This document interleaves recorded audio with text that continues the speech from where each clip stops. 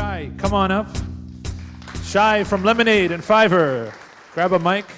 What side do you want? You like that one? What's your better side? Do you have a good side? I don't think so. Both are bad. You're good looking both ways? Both are bad. Both are bad. Okay. Okay. No? Yeah, it works. Yeah. So, Hey. you haven't seen one of these before. So what we do here is pretend no one's here. Okay. You and I, Okay. we're sitting at a coffee shop or a bar. A bar. And what we want to do is basically talk about your founder story as honestly and openly as possible, as if no one's here, no cameras running. Two founders talking about your personal founder story. And before we start, I just want to say, and I wrote this in the intro to this session, so Shai has also been around TechAviv for many, many years and built 5 companies over the last 20 years. Is that right? Actually more, but... A little bit more. Yeah, but most of them failed, so it's not... Perfect. I want to talk about that as well. Okay. Because most of us fail, right? We have 3,000 members. I would say probably 80% of us in the last 10 years failed at least once in that time. So we're very familiar with failure. And sometimes you feel like you're the only one, and you look at a guy like you with all the headlines and all the fundraisers and all the incredible success that you've had, and we think everything is just up and to the right for some people. And I know that's not the case for your entire career. Right. And I want to start at the very beginning. Okay, so first of all, what we like to do is understand your personal inspiration from early on, from childhood. Is it a parent, your mother or father, who inspired you to not get a normal job, or how did you get to that? Say a bit about your childhood. Well, I grew up in a house where nobody had a normal job. So both my mother and my father had like their own small business. My father had a small factory doing some work around industrial plastic and things like that. I actually worked with him for a while. I woke up 4 a.m., went to work with all kinds of toxins and things. I don't know what I got from that stuff, from that period. There was not a lot of awareness about cancer and all that, so I don't know what I got there, but it wasn't good, that's for sure. And I don't know, I mean, I was never good with, you know, with establishment, I think. I mean, I sucked at school. I don't have not a degree, that's for sure, but bad grades at school. Very bad grades. Really? I don't think I attended most of it. I never finished school, actually, and I never went to the university. Academy. Talking about high school? High school, yeah. You never finished high school? No. You do not have a high school degree? No, I don't. Wow, no. That's new. Yeah. I did not know that. Okay. Yeah. And so I think that, you know, getting to become an entrepreneur was mostly kind of a last resort for me. I mean, it wasn't, I didn't see myself getting a job. I didn't think I can actually spend time in a large company working day in and day out. So I started to think, what can I do by myself? And at that time, and now this is towards the end of my high school, where, I didn't finish. And when I was about to enlist to the army, apparently, that's a whole story, and I don't want to take too much of everybody's time about that, but apparently I couldn't enlist because I had this terrible disease in my liver, and I was diagnosed with a very bad liver condition that the army, once they discovered, they didn't want to enlist me. And so, and I was was in a pretty bad shape. And so what happened was I spent most of the time that my friends were in the army, doing whatever you do in the army, at home, with fever, feeling really, really bad. And so I was becoming bored at some point, and one of the first things that I did was looking for something to do. And I remember, well, this is before internet. Internet just started. Went to Stimatsky, which is one of the, one of the bookstores back at the time. Does they still exist, by the way? Yeah? Okay. And got a book about HTML. This was the first thing I did.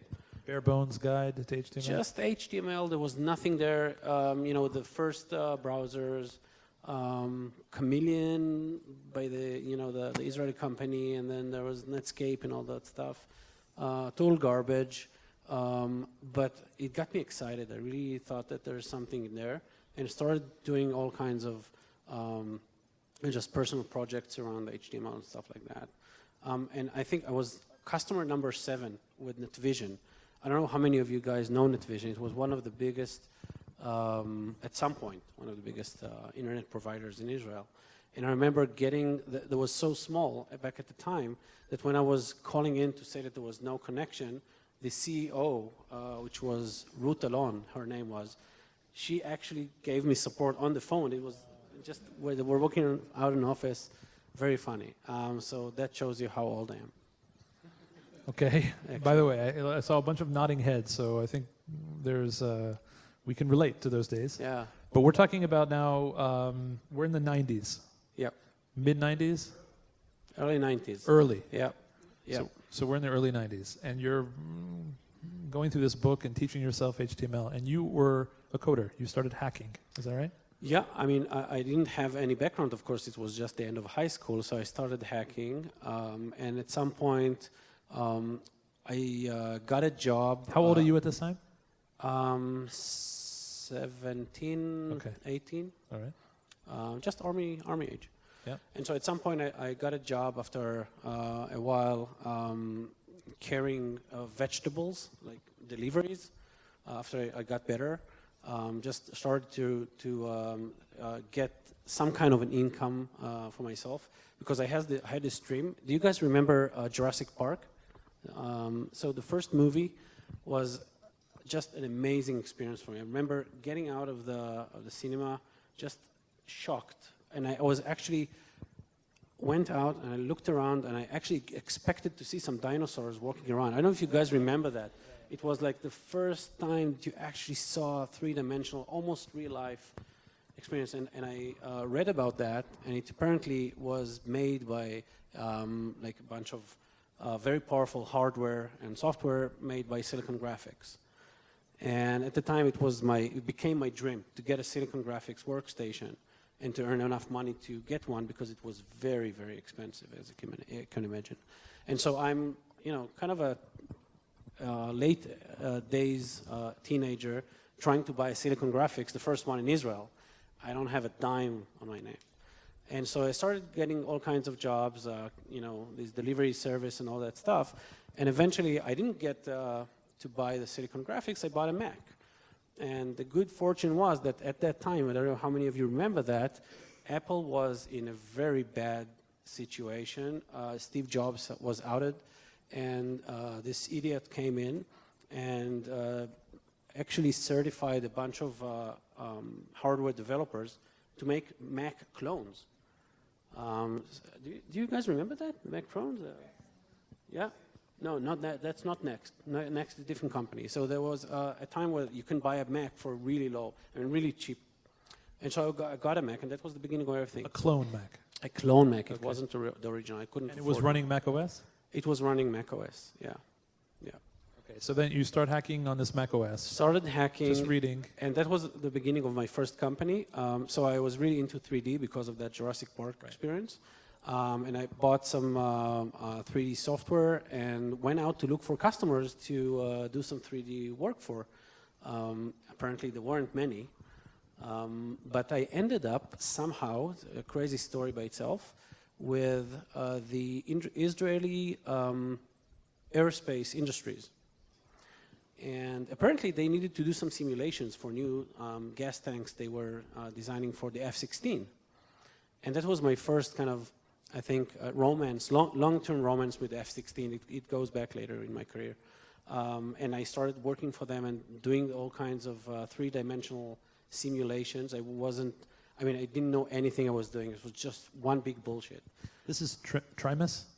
This is before Trimus. This is what led Trimus to be. And so what that evolved to was this idea, and then, so I had these two kind of vectors, right? One is this huge passion for 3D and VR, and the second one for the internet, which was basically the first technological experience that I had. And at some point, it just occurred to me that you have to combine these. I mean, these two things have to work together. It doesn't make sense that one is totally offline and one is, just there's so much information there, but they don't converge. And that's where Trimus was born. Trimus was actually the idea of creating a browser that uses the same information that you have online. You don't have to build any special, websites for this. It's just you open it up, you type in a URL, and you surf the web in 3 dimensions. Getting no glasses, content where content is presented in 3-dimensional space, where the relevancy determines the distance from you. So it kind of takes the browsing experience from a very cognitive situation, a very cognitive experience where you have to look for stuff, you have to click links, you have to read stuff all the time, but there's no intuition, right? You walk into a gallery, there's something that catches your eye, and you just walk up to it. This is not cognitive, this is intuitive, right? And so it's very emotional. So I wanted to kind of create this connection. I failed miserably. I mean, it was before its time. I mean, we actually managed this is VR before VR. So VR before VR actually wrote a patent and filed and got it approved. And I have the patent for the display of 2-dimensional content on 3-dimensional space, which Apple uses and Microsoft used it in the they one used of the the patent. OS. Yeah, in one of the, I think it was Windows 7 that started the Explorer in 3 dimension. And so this was my first kind of experience with. Did you get any royalties on this patent? No, I didn't want any. You didn't want any? No. You're a high school dropout who taught himself how to code, Yeah. wrote a patent on VR before it was VR. Yeah. Apple used it. Yeah. Nobody asked me. I just didn't want to go after that. I see. Yeah. They didn't approach you. Although I got an offer okay. from several lawyers who told me, hey, we want to represent you. Apparently there's a whole industry around this. Today they call them the patent trolls. I didn't want to be one. I don't believe in getting paid for something you don't do. And so I was fine people using it. It was great for my ego, so that was it. So this is getting at something that I think evolves throughout your career, which is a combination of just being technical, liking the technology, liking the hacking side of building stuff, but also having a very keen sense of user experience. Yep. Visual design, consumer intuition, like that. Those are sort of non-science-y things that most technical people are less sensitive to. Right. Where does that come from? So I actually skipped that part. So the high school that I went to, they threw me out of normal high school. And I went to a high school that was kind of on a more creative side for people like me who couldn't handle like normal schools. And so... Which school was that? It's called Vitzo. Yeah, I don't know how... it's mostly known in Haifa. Actually, I didn't say that. I grew up in Haifa. Oh, nice. I Yeah. was born in Haifa. Yeah? Yeah. Oh, how come we didn't גם figure את? it out? מי עוד? חיפה. יאללה, אמנון. חיפה. סבגידי. All right. By the way, Sorry, I so still Amnon. live there. Now, Yerushalayim is too far. I still live there, by the way. Still live in Haifa. Today you live in Haifa? Today I live in Haifa. Yeah. No. Yeah. You don't seriously. commute every day to Haifa? Oh, I commute 3 times a week, and 2 times I work from home. I've been doing this for many, many years. I really believe in this, Really? in a system. Yeah. Where in Haifa, the question? In a Carmel. In the Komen? Where? Yeah. Yeah. Okay, you don't want to say the exact address. Yeah. We'll all be coming over to your house. Wow. Yeah. Just a quick word on that. Why did you choose to stay there and not? I mean, Lemonade's offices is downstairs. For those who don't know, here in Savona.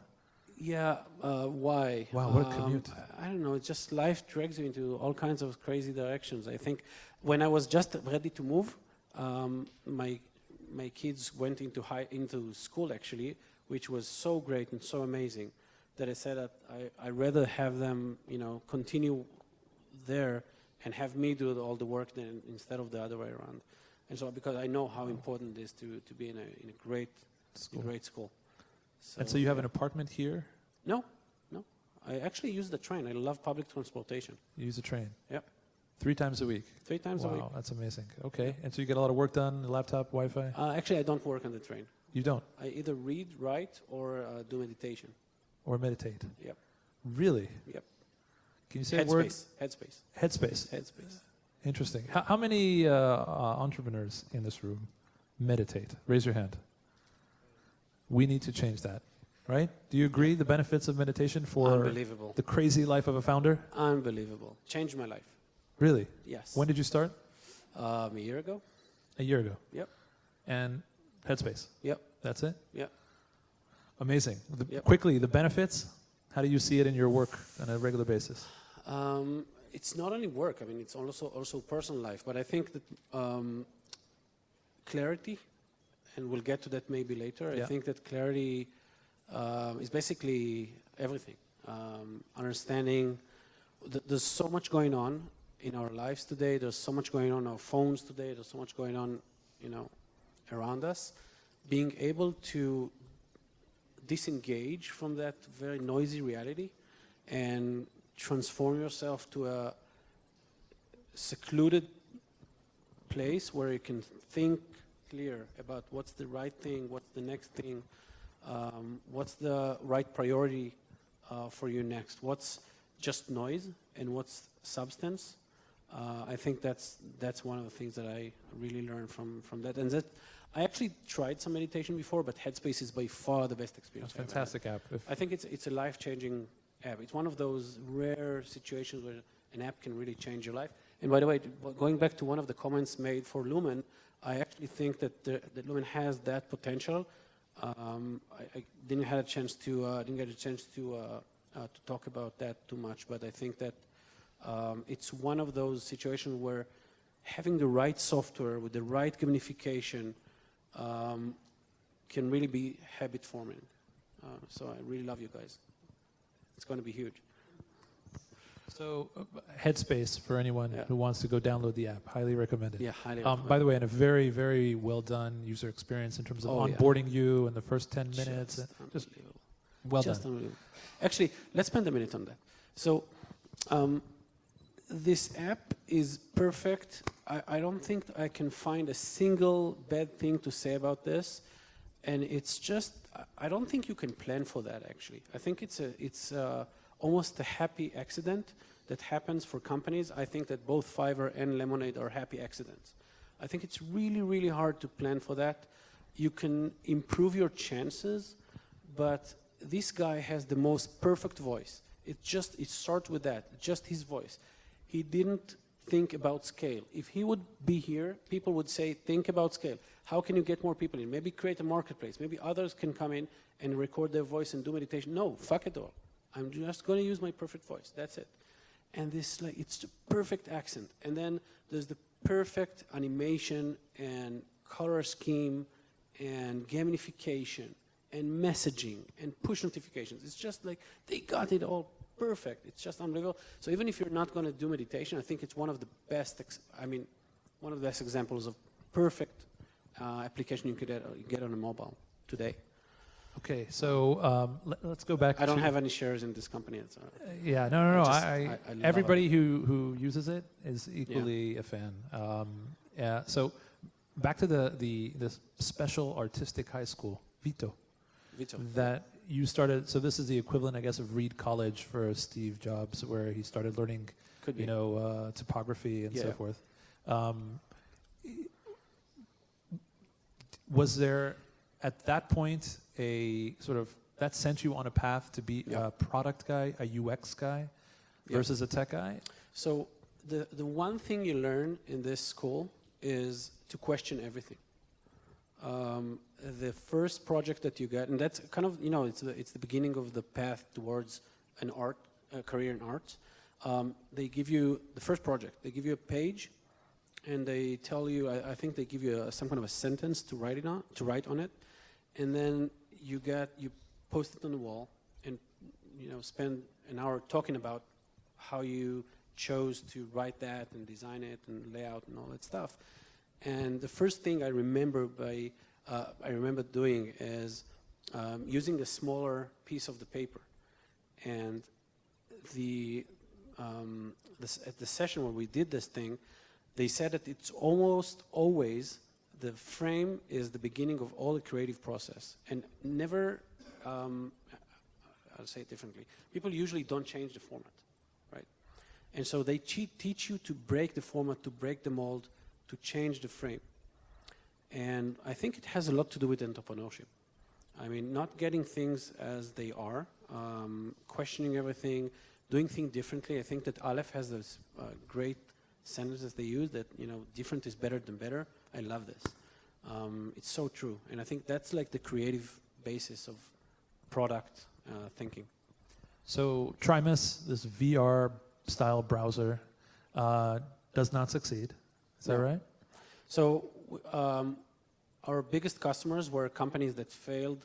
There was the dot-com bubble, if you guys remember, 2000. I got my investment check for $2 million, late 99. I think it was maybe a month or two before the bubble burst. Wow. And all our customers, who were supposed to be those tripod companies, who else was there? A bunch of big ISPs that were at the time kind of the beginning of what today is Wix, the equivalent of. There were our customers that just failed, just in a single day, vanished. And so we had to shut down. I gave back investors about $500,000 that we had left. How many employees at the time? 20-something. 20. And you were the founder CEO? I was founder CEO. Okay. And that's where I learned that I'm not going to be CEO again. Really? Yeah, because I suck at it. You don't like it? No, no, it's not that I don't like it. I just suck at it. You're good so at it? bad. Yeah. Really? Yeah. What is the most important? How many of you are CEOs? Raise your hand. This is a room full of founder CEOs. Okay. What is the most important trait? And you work with an amazing CEO today in Daniel. Yes. What is the most important trait a founder CEO needs to be a good CEO, in your opinion? I don't think I can name just one, but I think it's maybe I'll say it from a different direction. That for me, at least, it was a big challenge. I'm an introvert. Okay, first, I'm an introvert. I don't think it works to be a CEO and an introvert, not a strong introvert, at least. Sorry if there are some CEOs here who are introverts. My personal experience is that you need to maintain a constant and ongoing and very in-depth network of relationships with a lot of people. You have your investors, you have your customers, you have your partners, you have your employees, and potential of each one of those. And that's just something that I find myself really bad at, maintaining those kinds of relationships. And so, and I really hated it. I mean, doing all that. So at some point, I just decided that I'm not going to do it anymore. And my path would be to build things, because that's what I like doing, and find someone else to be the front and be the CEO instead of me. So moving on to, let's go to your third company, Mobio, right? Is that Mobideo. Right? Mobideo. Yep. You create this new title of so founder. It's actually one step before. Yeah. So I had a company called HandSmart, which is it's the beginning of the mobile devices. Windows, Microsoft just released at that time the Windows CE and the Windows Mobile. It was a bunch of PDAs that you use. It was a kind of a small version of Windows, but I think for me it was really inspiring, because I thought that there's all this power in your hand. There's so much you can do about it. It's like years before iPhone. And so I decided, you remember I told you that there was a kind of a relationship going on with F16? Yeah. So that's where I came back to it. So back at the time when I worked with IAI, I noticed that they were working on the F-16s and doing pre-flight checks and all that with paper. Like, big piles of paper, just going page after page, check, going like this in every flight and every week and so on. These are very, very complex systems, super expensive. You don't want to get anything wrong there.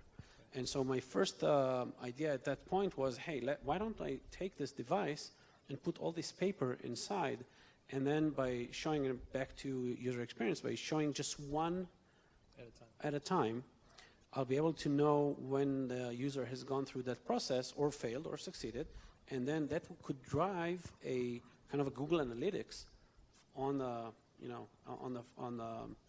office side to show how the maintenance is going on and how is it making progress.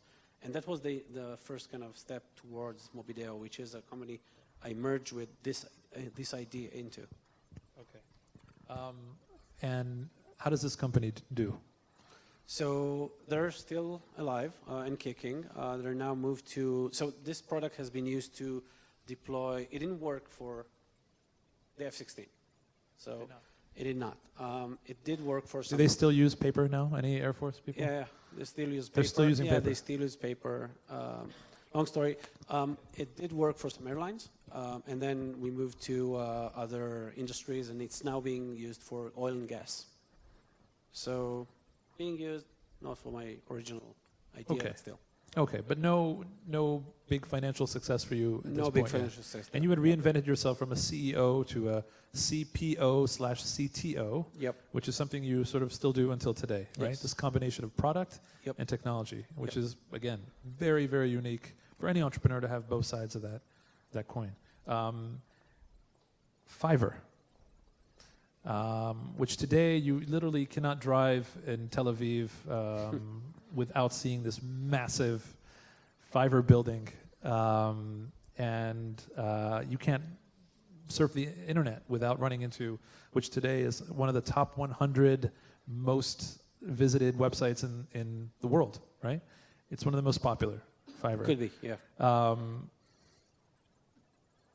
The very early days, after not having any success, you've had one failure, one kind of company that's just kind of coasting along. I would call it a failure as well. You would call it a failure? Yeah, Okay. the one, yeah. How is your psychological state? How is your personal life? How are you doing? It's great. At that point? Great, yeah. So I don't know if that will make sense to you guys, but at some point that time, I was just totally out of money. I didn't have a dime. And back home, I had my second child born, my young daughter, and this kind of drove me into a situation of living very, in a kind of a save mode situation where you're very modest about your spending and all that, and I really like that. I mean, there's something about it that's kind of putting you into a different mindset. And at that point, I think that I was very, very happy. It's just one of those cases where there's no direct correlation between money and happiness. There's just zero correlation between the two. What about your confidence in yourself as an entrepreneur? I really enjoyed those experiences with those companies. I don't think I ever had this. So when you start a company, in many cases you see success, and then you say, okay, let me draw a line towards the success, and now I'll start walking towards the success. It's like this event. There's an imaginary exit or an IPO or whatever. This is like your target, and then you walk towards the target. And if you fail toward the target, you call it a failure. I never thought about that as the end goal. I mean, I thought I was pretty naive, I guess, but I just thought that it's fun to build stuff. And so why exit if it's going to stop you from doing that? Having fun. So just, let's just continue building cool shit. So that's the goal, just build cool shit. Yeah. No financial that goal? was the goal back then. I evolved since then. You've evolved a bit. Okay. So you are in a good state of mind. Yeah, great state. Financially, not so good. No. 2 kids at home. Yep.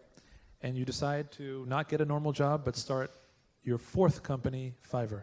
Yeah. It wasn't that romantic. I mean, I was looking into all kinds of transaction models. So I got interested in marketplaces for some reason, and started looking into the eBay that started kind of booming at that time, and Amazon was kind of taking shape as a new type of company. They were just making the transition between a bookstore and something else.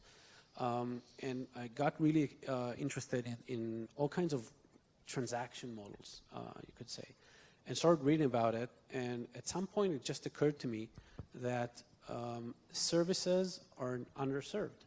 Nobody's doing anything around that space. And there's so many talented people, creative people around me, and they have zero way to monetize their talents online. There's no scalable solution for that. And so at some point, it just, the number 5, I don't know why, but it was something magical about that number. It keeps, by the way, I use the number 5 at Lemonade as well. We started off with $5 policies in New York. Yeah. But there was something complete about that, and it felt like, okay, if we take $5 and $1, 20% would go to us, and $4 would go to the seller, having this basic concept of non-negotiable transaction between two parties, then what happens is that suddenly the only variable is talent, right? It's not about price, it's about who's better. And so at that point, I got really excited about the idea, called my best friend at the time, Micha Kaufman, told him about it. I think we spent every morning talking about ideas. And at that time, he said, okay, this is the one. Sounds great. Let's start looking into it. Wow. Okay. And you have money to start the company at this point? So I used up some savings. Didn't have a lot of money, but we did bootstrap it, by the way. And we decided that we're not going to force it. Again, pretty naive. I wouldn't do the same thing today. I don't think that was a very. We had a very clear view about how to start a company, and we said, okay, if that doesn't lift off the ground by itself, then we're just going to let it go and move on to the next thing. Today, I don't believe that that's the right approach. You do not believe but it did work. Yeah. Interesting. I don't think it's the right approach, no. Okay. Interesting. So for the sake of time, and because Micha was here 2 months ago, and we dove into the story of building Fiverr, which is an amazing, amazing story, we're going to jump forward to Lemonade. Okay. Fiverr, maybe you can say a few words about the current state of Fiverr before we move on. Yeah, sure. So just before that, just a couple of words about the process. So one big thing that I learned with Fiverr is that you have to watch out when things succeed. When things go bad, everybody knows what to do. You try a bunch of things. When things succeed really, really fast, that is a very dangerous moment where you either harness that power or you can fail by a company that's going in very high growth velocity just by not being able to scale it. And we both learned a lot from that process. One thing that I learned, though, is that the size of the business and the amount of people that you have in the company doesn't have to correlate directly with the volume and this, the financial success or the business success of what you're doing. Meaning you don't have to hire like crazy. You don't have to hire like crazy. I would actually argue the opposite today. Really? I think that efficiency has to go much more into into entrepreneurs' way of thinking when planning a company, when building a company. It's almost a reflex. You get funded, you hire people. Yeah. You hire people, the company becomes slower. The company becomes slower, you have to hire mid-management. You hire mid-management, you have politics. You have politics, things suck, and then turnover goes up. So there's so many bad things that happen just because of that. I'm not saying that companies should remain small. I'm just saying that companies should kind of, keep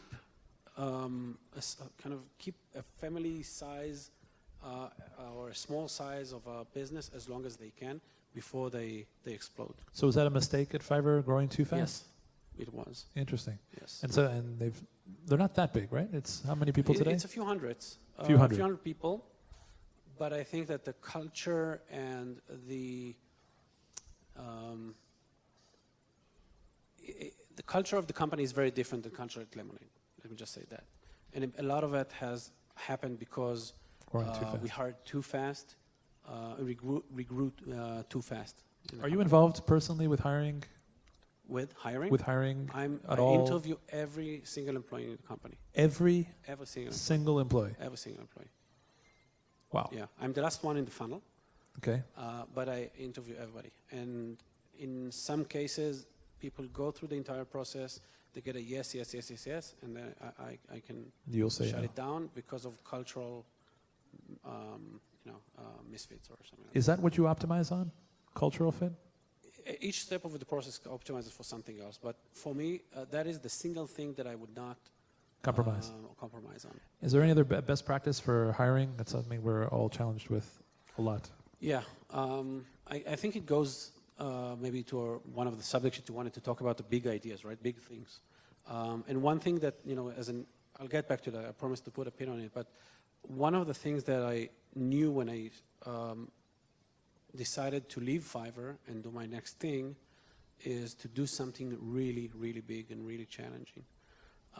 And little did I know that approach would help in so many different avenues. For example, working on a huge problem makes raising money really easy. Working on a huge problem makes hiring the best people really easy, or easier. It's never easy, but easier, because everybody wants to be associated with a big problem or a big solution. And so one of the things that I discovered, and I didn't plan for that as well, was that just by choosing the right problem to work on, you can change the entire dynamic of the business. Interesting. Okay. Hiring, any best practice? Yeah. So one tip, one interview. How about this? Give me your favorite interview question. Oh, no. No? I'll give you a tip. The way that we look at hiring is by research. So we look at it from a data perspective. It's a sales funnel. And we do a lot of research. We scan the entire ecosystem. We look for the most successful companies. We look for the most successful entrepreneurs. We look for the people who work for the smartest people we know. And so a lot of research. And then we do outbound, just headhunting from within the company. One small tip maybe, hire your own recruiter in the company. In-house, Yes, full-time in-house, full-time. recruiter. Yes. When you get to a certain size. No. Early. Yeah. Really? Yes. Worth the salary? I think the first employee in my next company is going After to be your what, Series A? seed. After your seed? Yeah. Wow. Maybe the second salary you want to pay. That's That's tweetable. the one. Hire a full-time recruiter. Okay. Yeah. Wow, it's interesting. The first one should be a designer if he's not a founder, and the second one should be a recruiter. First hire a designer? Yeah. Second if one a it's not a recruiter. founder, I would look for a founder as a designer. Okay. And always have a founder who can code? I'm not sure. I don't Depends think so. on the product. I think that's more of a commodity today. The recruiter should code. And design. Yeah. That's an very, very interesting approach. Yeah. By the way, the way we started hiring for Lemonade was by code. We wrote a scraper that went over all the GitHub repositories and open source projects that were published here in Israel and sorted all the people based on the number of commits and successful commits. And then we did outreach to those people and hired them. So, yeah, so code and recruiting. So just to, this is a very interesting point that I want to clarify. The reason you need a recruiter is because you want to get a lot of top of funnel applicants. You're doing the interviewing. It's not like you want somebody else to interview for you, but you just want to get more outreach of more talent in through your funnel that you're going to see. So a recruiter can either work on a volume basis or on a quality basis. Depends on how you, how you kind of bring them into the role. I hired someone who I thought could be really good at research and outreach and headhunting. And so we are after not the quantity, but the quality. And then it starts, there's a whole funnel that people go through, including tests and stuff like that. So it's really hard to get in Lemonade. And by the way, that's another tip. The harder the process is, the more people will want to work for you. It's kind of counterintuitive, but it works. Yeah, I think Google sort of pioneered that, making it hard to get in. Yep. Once you're in, right? Okay, so let's go to Lemonade, just because we have 10 minutes left, if that's okay. And if you can sprinkle in the tips and lessons learned, because I'm sure at Fiverr there were some hard times, right? Yeah. And before that you had a few failures, but you're now a guy with a track record. You're the Fiverr guy. And you go out to, talk about trying to solve big problems. Yep. Probably the last industry to be disrupted by software. Like, they're still standing. There's a bunch of them. And you decide to take a crack at this. How did you come to that decision? Was it a brainstorm, or you have a particular problem with insurance, or how did it all start? I think like many other things in my career, and that's why I say it's there's so much luck involved in those things. The stars aligned somehow, just like they did with Fiverr. That's why I think that my next company, if I have one, the chances of it succeeding is very low because there's so little chance of getting it 3 times in a row. Funny story, Michael Eisenberg, one of the partners at Aleph, great guy, good friend of mine for many years. He introduced me to Daniel. And the reason he introduced me to Daniel was that at the time when I left Fiverr, I decided to do some investing. And I understood that I don't know anything about money markets, financial markets, stock. One practical question. Yeah. You're investing your own money as an angel. Yeah. You haven't sold Fiverr yet, which means you've done some secondary. Like, how do you have money at this point in your life? No comment? No comment. Really? Yeah. Okay. Still on camera and stuff like that. That's so, true. yeah. Can we turn off the camera for 30 seconds? I'll ask you later. And the idea for Lemonade. So I started looking into financial markets. I got really interested in that because I understood that, I don't know anything about investing. I don't know anything about financial markets and all that stuff. And I read a bunch of books. I did the Finance 101 at Stanford from afar.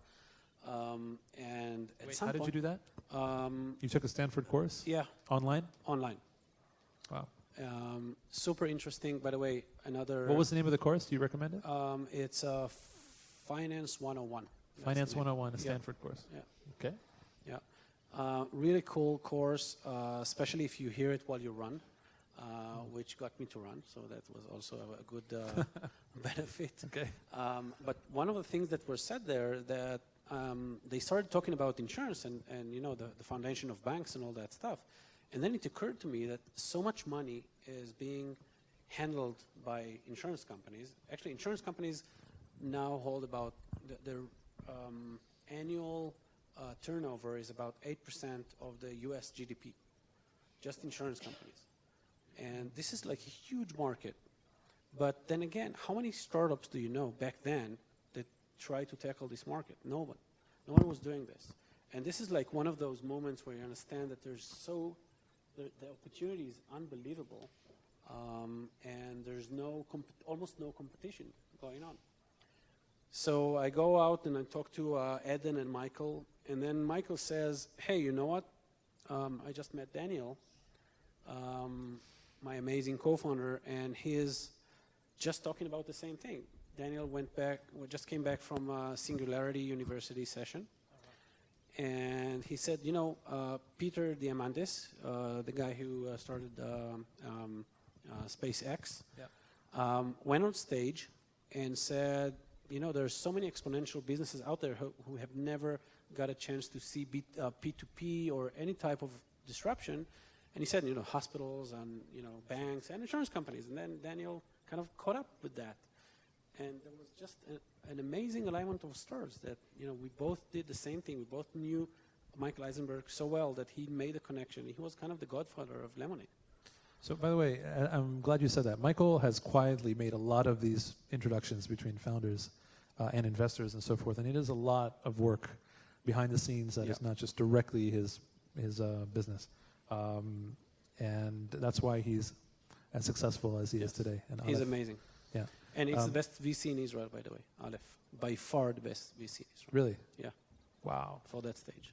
And I've seen a few, and I've sat with a few on the board. I'm sure, yeah. Michael is the best board member I ever had the privilege to sit on a board with. Somebody tweet that and tag him, or he deserves it. No, seriously. No, he does. Okay, and so you and Daniel off to the races.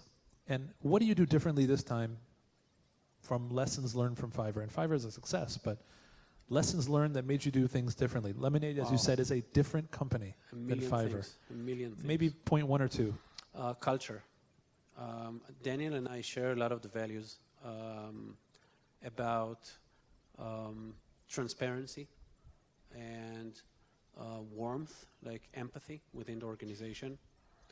Give back is a kind of a child of that thing. Giving back to the world, doing good, creating amazing experiences for people, not just collecting their money, creating real value, actually. I think we really enjoyed that stuff. And, you know, putting aside the fact that the company is successful and making money, blah, blah, blah, coming to work every day, spending time with people that you love, who hopefully love coming to work as well. And you're not too big yet. You're in a size many that's employees? manageable. Almost 90. 90. Split between the New York office and Israel, so it's about 50 people here. Yeah. Having that opportunity and doing things that, you know, really change industries and also do good to the world, that's amazing. So 90 people, only 2 locations. How many policies? Over 100,000? Yeah, well over. Can you say? Yeah, well over. We'll soon be around the 200K. Around 200,000 200,000 policies in homes. how many states? Homes, about 20. About 20 states. Yeah. Okay. Wow. Yeah. Amazing. We're at a rate of launching a new state every couple of weeks, Okay. which is really, it's a big deal. I mean, Can you say, and I know there's insurance companies who are watching you and going, okay, Yeah. what, I mean, yeah, he's got really, they're using the color pink, and it's a beautiful UI, and it's a great app, and they have, and by the way, the voice, whoever writes, it's a native English speaker, right? You have somebody who does the voice of Lemonade, all the writing. Really? Who is it? You. You are the person who Yeah. writes all the copy for, yeah. On stage, I suck. oh, come on, you but don't suck, on, you're great. Really? Really? Yeah. Wow. I mean, it's not all me, but that's like that's one of the only things that I still kind of do on the product is the tone. I own the tone of voice, Amazing. and the kind of the brand voice. If you would have told me it's some English major, you know, in the United States who, you know, works on television or whatever it is a perfect voice for changing the entire narrative around insurance. To know that it comes from you, which is UX guy, product, technology, and now we're going to add brand. Like, It's the same thing because microcopy of course. is basically UX. Yeah. I don't want to claim too much for myself. I mean, the voice, Lemonade, one of the beautiful things about it is that it has so many different levels of messaging, and there's the deep, you know, articles about behavioral economics and psychology, which is, I mean, Daniel. Old insurance kind of. Sorry. Yeah. Daniel is just an amazing, brilliant writer. And that's kind of the more kind of in-depth material. And then there's the microcopy and the product and how the tone of voice of the bot itself, which really created a personality around the bot. And it has a name, it has a personality inside. So about 30% of all claims are processed with a bot, right? Yeah. No human involved. No human involved. In Okay. 3 seconds. This is 30 seconds. I'm going to show this quickly just because maybe some folks don't understand what Lemonade does. This sucks, but Lemonade is different. When you pay us, we take a small flat fee. The rest goes to covering your stuff. So if something happens, we pay super fast. That's what you get when you have bots instead of brokers and algorithms instead of paperwork. Best part, leftover money goes to nonprofits you care about.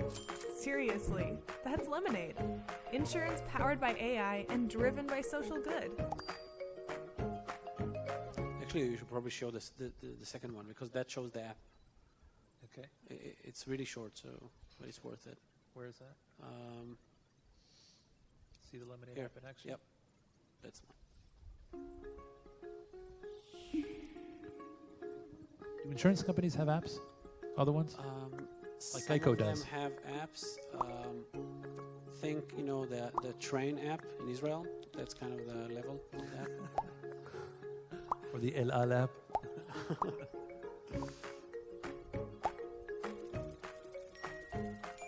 So this is actually when we started working on the bot. There were no bot apps out there in the App Store. The part that really sucked as we were working on this product was that we were, unlike any other company, we had the product ready after a few months and we couldn't launch because we didn't have license. And so we were sitting on this beautiful app and we can't launch it. And we sat on it for about 9 months. Even more. And so by the time we launched, there was a couple, I think there were a couple of chat apps already in the store, but I think ours is probably one of the mostly used chat bots currently in the App Store. What's the number one reason why Lemonade succeeds where traditional insurance companies fail? Well, first, they succeed. They make hundreds of billions. Right. So we have a long way to go. I mean, we're the fly on the wall, Yeah. and we play like, we play. Let me ask it differently. How is a newcomer able to grow so quickly when it's a market littered with incumbents who have all the money to spend in the world? Yeah, that's a great question. I was talking about that earlier today with someone, that there's almost an expectation from us, people who are used to consuming digital products. We have Netflix, we have Spotify, we have so many apps doing, we spend so much time on our phone doing most of what we need to do during the day, and then at some point we hit the wall. We have to go to the bank. We have to fill out an IRS form. These are experiences that once you're getting used to, it's like almost becoming the new norm, where you have things at the tip of your fingertips and then you don't. That moment is a huge void, and it's a huge opportunity, because people have that momentum that they want to continue using a digital experience, and then when they don't have it, they will go to the first one they'll get. And I think that many people said that trust is going to be a huge challenge for a new insurance comer. I think that overcomes trust. I think people will find ways to explain to themselves why, even though it's not an insurance companies have been there for hundreds of years, fuck it, I don't have time for this shit. I just go and do and get a lemonade policy, and that's it. And that's what people do. And one of the interesting things we discovered is that people bought insurance. People buy lemonade as an impulsive buy. This is like crazy. Buy insurance as an impulsive buy that didn't exist before. So that's how. These are people who are now buying insurance for the first time. This is people buying insurance for the first time. Okay. Yeah, most of it. Last time we checked, we're more than a third of by the way, New York is a huge market for us. It's the first market we launched. So more than a third of the people who have renters insurance who bought it for the first time bought it through a lemonade. Wow. And so we're probably the fastest growing insurance company in the US right now. The fastest growing insurance company in the US. Yeah. Yeah. Amazing. Listen, we're out of time. I have so many more questions to ask you. I would like you, if you can summarize any piece of advice, like a last word of advice you have for entrepreneurs who are obviously, not at this level of success with two major companies and their track record, but are very, very talented and are in the middle of that trajectory. If you could speak to yourself, maybe a couple of years back, a few years back, what would you say? So I'll just start a stream of consciousness and stop me, be aware of time, and go for it. Stop me, feel free. First thing, choose your partners well. Choose your partners well. Your friends are not your partners. Your partners are most likely people who you've never met before, and that's a good thing. Don't find partners who do the same thing as you. If you are a coder and you have another coder, you have fun coding together, that's not your partner. You need a CEO, you need a marketing guy, you need a designer. And so double parking is not only an inefficient situation, it's a toxic situation. People start fighting when they have the same talents. So choosing a partner. Second thing, focus. Everybody says that. Very hard, very hard to do. Deciding what's going to be the story that this company is going to tell. Starting with the story, starting with the narrative, starting with the marketing material, and then working your way down from there. So you have your presentation. Apple does that. They create the posters and the website design before they even put the first engineer to work. I think that makes a lot of sense. Clarity. Getting the product out, figuring out what's the next thing I'm going to work on, what is the most impactful thing with the lowest complexity and the highest delightful impact that I can get to work on. Because, in many cases there was the MVP concept, where in many cases company would just go full MVP and drive shitty products out there and be surprised that nobody's using them. I think that MVP is a very risky very risky approach. We call it MWP, which is the minimal wowable product. So work on things, invest in the experience, even though behind the scenes it's all bullshit. Make things manual. Nobody cares about the code. Nobody cares about it. Software is a commodity. Getting coders, I'm sorry if there are coders I write code, I love to code, but software is a commodity. Design isn't, user experience isn't, branding isn't, tone of voice isn't, sales isn't, and obviously leadership. Wow. Okay. That was... I have a bunch, but I want to be aware. No. I'm going to have to look at the recording and play it over again so I can write a summary. That was fantastic. I am very grateful that you came and you spoke with us.